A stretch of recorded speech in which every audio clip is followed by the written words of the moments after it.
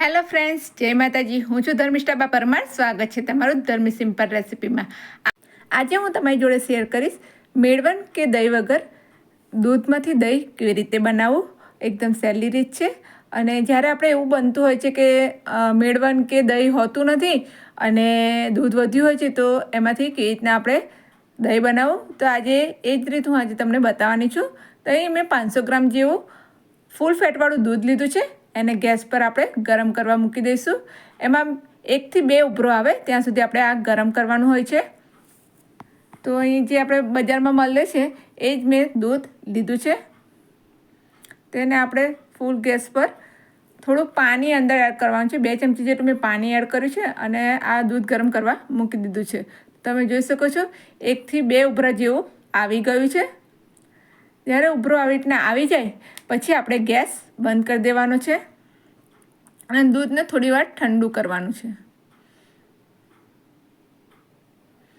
તો અહીંયા મેં 1 વાટકામાં પાણી લીધું છે અને એમાં જે આપણે જે દૂધ ગરમ કર્યું હતું એ તપેલી અંદર મૂકી દઈશું, જેનાથી દૂધ જલ્દીથી ફટાફટ ઠંડુ થઈ જશે.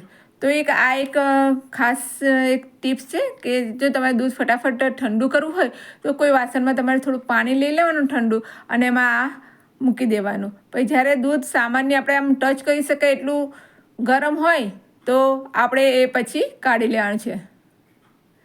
તો આપણે દહીં બનાવવા માટે આ એક પરફેક્ટ માપ છે. દૂધ એકદમ ઠંડુ બી ના થઈ જવું જોઈએ.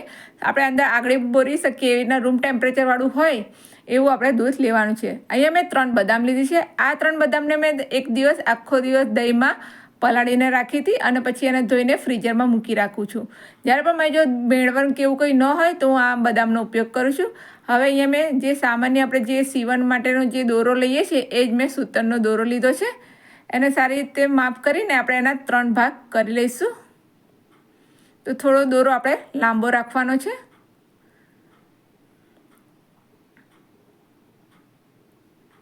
હવે આમાંથી એક દોરો લઈશું અને બદામને બાંધી દઈશું.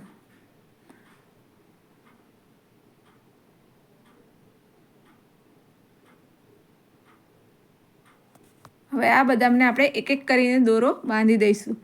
હું હંમેશા આ રીત ખાસ કરું છું કે બદામને આવી રીતના આપણે આખો દિવસ દહીંમાં રાખી દેવાની, પછી એ બદામને ધોઈને ફ્રીઝરમાં મૂકી રાખવાની. જ્યારે પણ આપણે દહીં બનાવવું હોય તો મેળવણ ન હોય તો આપણે આ બદામનો ઉપયોગ કરી શકીએ. આની અંદર ઓમેગા 3 છે, કેલ્શિયમ છે, વિટામિન્સ હોય છે ભરપૂર માત્રામાં અને એસિડનું પ્રમાણ પણ હોય છે કે જેથી અને આ તાસીર પણ આની ગરમ હોય છે. તો આનાથી આપણું દહીં સરસ બની જાય છે. જો આપણે મેળવણ કે એવું કંઈ દહીં ન વધ્યું હોય તો આપણે આ એક તમે ટ્રાય કરી જોજો. તો આ રીતે આપણે બધી બદામ બાંધી દઈશું.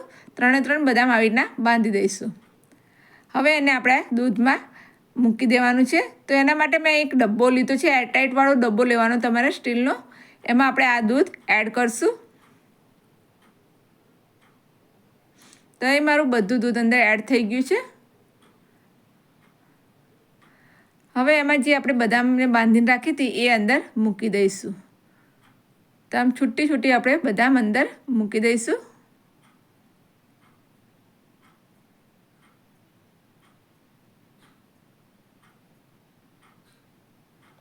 બસ પરફેક્ટ. હવે એને આપણે અંદર થોડું મિક્સ કરી દઈશું અને પછી ઉપર આપણે ઢક્કન રાખી દઈશું.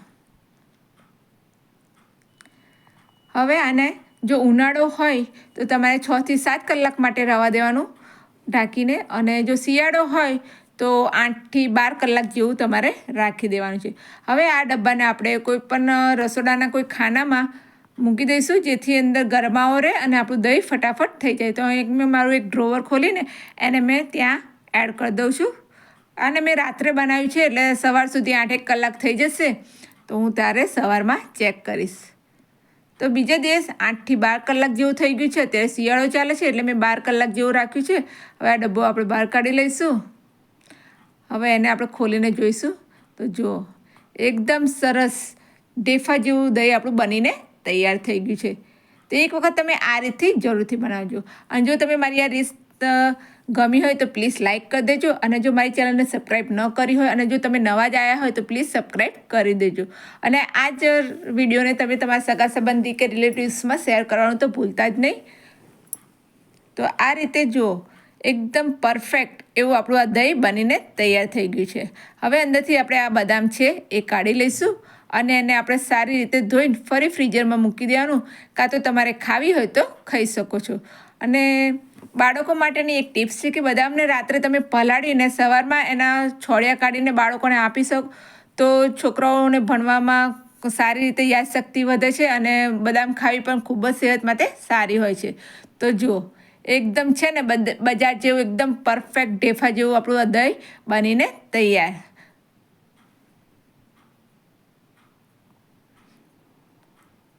તો તમને મારી આ રેસીપીનો વિડીયો કેવો લાગ્યો મને કોમેન્ટ બોક્સમાં જરૂરથી જણાવજો. અને હા, જો તમને આ વિડીયો ગમ્યો હોય તો લાઈક કરજો, શેર કરજો અને મારી ચેનલને સબસ્ક્રાઈબ કરજો. અને આવી જ અવનવી વાનગીઓ જોવા માટે બેલ આઇકોન બટનને પ્રેસ કરજો. તો ત્યાં સુધી ખાઓ પીઓ અને જલસા કરો. જય માતાજી, જય Shri Krishna. Thanks for watching. આવજો. બાય.